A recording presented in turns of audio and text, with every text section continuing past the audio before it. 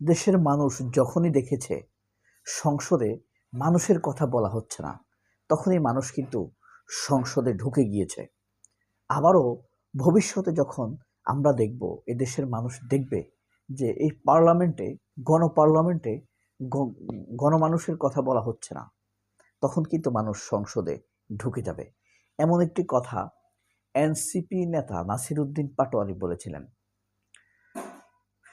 সেই কথাটির সাথে প্রায় আমার চিন্তাটা মিলে গিয়েছে। আপনাদেরকে যদি স্পষ্টভাবে শোনাই, যেমন 1975 সালে বাংলাদেশের রাজনীতির যে পট পরিবর্তন হয়েছিল, তার প্রেক্ষাপট কি? ওই একই জিনিস।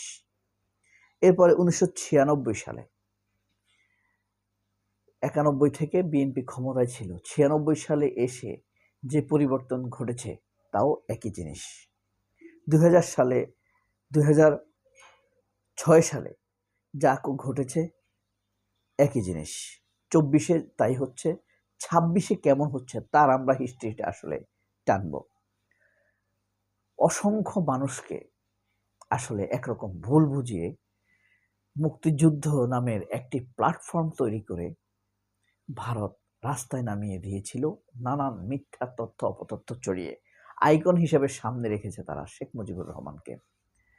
শেখ মুজিবকে সামনে রেখে বাংলাদেশে মুক্তিযুদ্ধ সংগঠিত হলো এবং শেষ পর্যন্ত দেখা গেল সে কি করলো? কিছুই করতে পারলো না। শেষে এসে ঘটলো কি? 75। তাহলে 75টা আসলে কেন ঘটেছে? সে শেখ মুজিব ক্ষমতায় এসে, দেশ স্বাধীন হয়েছে মানুষের রক্তের উপর দিয়ে, সে ক্ষমতায় এসে কি করলো? মুকুটকাণ্ড ঘটালো। এই দুর্ভিক্ষের সময়ে 74 সালে কিন্তু বিশাল এক দুর্ভিক্ষ হয়েছে। লুটপাট, রক্ষী বাহিনী, গুম, সিরাজ শিকদারকে হত্যা, কি অপরাধ না ঘটেছে। এই দুর্ভিক্ষের সময়ে মাথায় মুকুট দিয়ে জন্মদিন পালন করেছে শেখ কামাল। বাকশাল কায়েম করেছে, সকল রাজনৈতিক দলকে বন্ধ করে দেওয়া হয়েছে। দেখেন, দেশ স্বাধীন হয়েছে কেন? সে সংসদে গেছে কেন? সংসদ নির্বাচন হলো কেন? অথচ এত কিছুর পরে সে গঠন করলো বাকশাল। সে একাই ক্ষমতা থাকবে, সকল রাজনৈতিক দলকে নিষিদ্ধ করে দিল শেখ মুজিবুর রহমান। এটা কি কোনো অবিসংবাদিত নেতার কাজ হতে পারে? সব রাজনৈতিক দল বন্ধ। আরো আশ্চর্যের বিষয় হলো, সকল সংবাদপত্র বন্ধ। মাত্র 4টি তাদের দলীয় সংবাদপত্রকে তারা রেখেছিল, আর সব পত্রিকা বন্ধ করে দিয়েছিল। এরপরে আলেম ওলামাকে প্রায় 13,000 আলেমকে হত্যা করেছে। 13,000 আলেমকে হত্যা করেছে। সিপাহী জনতার বিপ্লব হয়েছে না 1857 সালে? সেই বিপ্লবের পরে ইংরেজরা অসংখ্য আলেমকে হত্যা করেছে, মুসলমানকে হত্যা করেছে। জালোয়ানাবাদ, মনে আছে জালোয়ানাবাদের হত্যাকাণ্ডের কথা? সেখানে অসংখ্য আলেমকে হত্যা করেছে। ইংরেজদের পরে আওয়ামী লীগ যে পরিমাণ আলেম হত্যা করেছে তা এই পৃথিবীতে বিস্ময়কর, শুধু বাংলাদেশের জন্য না।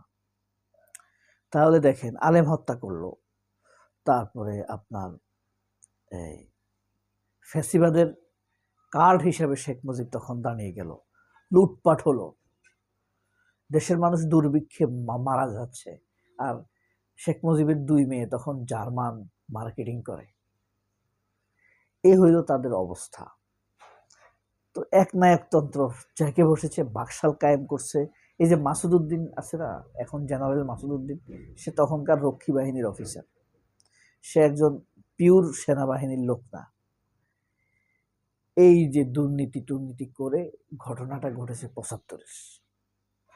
মানুষ সংসদে ঢুকে গেছে, শেখ মুজিবকে সরাই দিছে বাংলাদেশের কিছু সূর্য সন্তান। এরপরে 96 সালে এসে এই মির্জা ফখরুল আর মান্নান ভূঁইয়ারা উল্টা পাল্টা কাজ করতে রাখছে। এরপরে মানুষ তাদেরকে আন্দোলন করে নামাইছে, তত্ত্বাবধায়ক সরকার নিয়ে জানা রয়েছে। 2006 সালে একই ঘটনা ঘটেছে। 2006 বিএনপি বিচারপতিদের বিচার বাড়াইলো, আবার ক্ষমতায় থাকবে, নিজেরাই নানান রকম কেএম হাসান নিয়ে কত কিছু হলো। শেষ পর্যন্ত মানুষের উপরে আসলে বিএনপির ব্যর্থতার কারণে মানুষের উপর অত্যাচার নেমে এসেছে। নির্যাতন নেমে এসেছে, 111 ঘটেছে, মইনিও এসেছে, ফখরুদ্দিন এসেছে, হাসিনার মতো একটা কুৎসিত শাসক এসেছে, খুনি। কি কারণে? বিএনপির ব্যর্থতার কারণে। বিএনপি ক্ষমতা হস্তান্তরের ফিনিশিংটা সুন্দর করতে পারে না কখনো।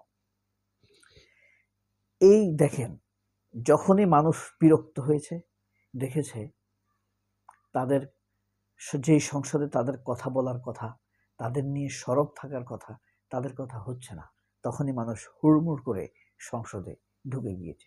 24-এ কি হয়েছে? 17 বছর যাবৎ নির্বাচন ব্যবস্থাকে কলুষিত করেছে। ইতর বাটপারদেরকে নানান প্রতিষ্ঠানে বসানো হয়েছে। বাংলাদেশের ব্যাংকগুলো সব খেয়ে তছনছ করে দেওয়া হয়েছে। এস আলম লক্ষ লক্ষ কোটি টাকা, হাজার কোটি টাকা না, লক্ষ লক্ষ কোটি টাকা এই দেশ থেকে পাচার করেছে।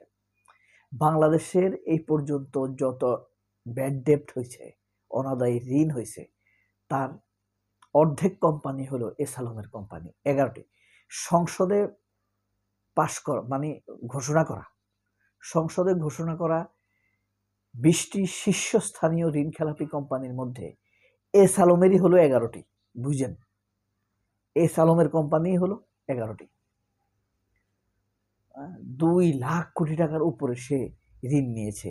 শুধু ইসলামী ব্যাংক থেকে 76,000 কোটি টাকা নিয়েছে সে। তাহলে বুঝতে পারছেন, ইসলামী ব্যাংকে আমার আপনার টাকা নিরাপদ? ইউনিয়ন ব্যাংক এস আলমের নিরাপদ এখানে? ফার্স্ট সিকিউরিটি ইসলামী ব্যাংক, একটা ব্যাংকও নিরাপদ না। ফার্মার্স ব্যাংক বলেন, যাই বলেন না কেন, কোনো ব্যাংকই নিরাপদ না। তাহলে ব্যাংক ব্যবস্থাকে শেষ করেছে। একটা হলো ভোটারবিহীন কুকুরের নির্বাচন, আরেকটা হলো রাতের নির্বাচন 18 সালে। 24 সালে হলো ভোটারবিহীন নির্বাচন 7 জানুয়ারি। মানুষ ক্ষেপতে ক্ষেপতে এমন হয়েছে, দেখে হাসিনা যা খুশি তাই করতেছে। সংসদে বাপের কথা হইতেছে, হাসিনার কথা হয়েছে, চুরির পক্ষে সাফাই হচ্ছে, সব কিছু হচ্ছে কিসের নামে? মুক্তিযুদ্ধের নামে। তারা এক লাল সালু জন্ম দিয়েছে 71-এ, সেই মুক্তিযুদ্ধের কথা বলে মানুষের উপর অত্যাচার, সেই মুক্তিযুদ্ধের কথা বলে গুম করা, সেই মুক্তিযুদ্ধের কথা বলে দুর্নীতি করা, সেই মুক্তিযুদ্ধের কথা বলে খুন করা, সেই মুক্তিযুদ্ধের কথা বলে জবরদখল করা, মুক্তিযুদ্ধের কথা বলে ধর্ষণ কর্মকাণ্ডকে বৈধতা দেওয়া।